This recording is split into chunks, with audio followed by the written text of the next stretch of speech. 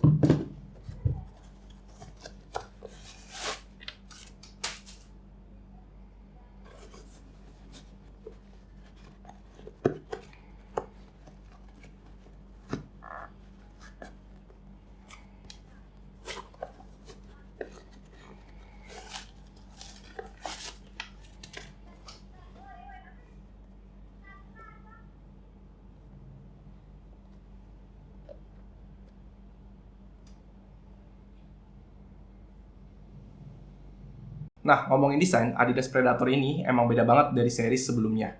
Setelah desain-desain Predator yang menurut gua bosen banget, jadi kayak sepatu apa ya, sepatu dinosaurus lah bisa dibilang. Karena emang desainnya tuh keramaian banget, jadi orang tuh kayak males belinya gitu. Tapi ini kan menurut pendapat subjektif gua. Terus menurut gua Adidas Predator tuh yang ikonik, Adidas Predator yang ini nih. Yang dimana dulu dipakai sama Lampard, sama Kakak. Nah itu tuh menurut gua keren banget gitu. Serinya tuh Predator Adipure.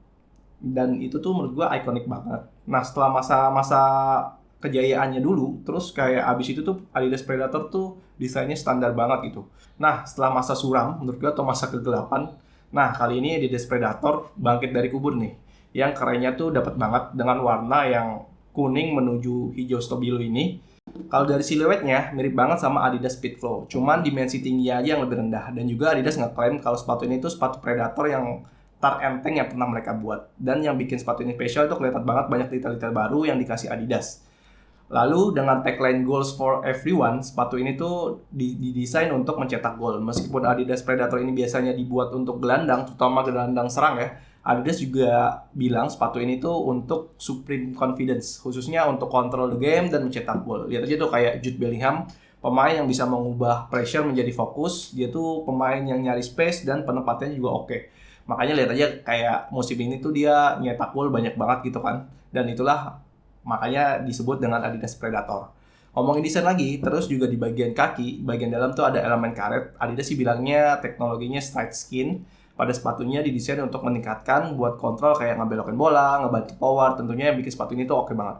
Dan bagian uppernya juga nggak kalah bagus. Ada teknologi namanya Soft Hybrid Touch 2.0.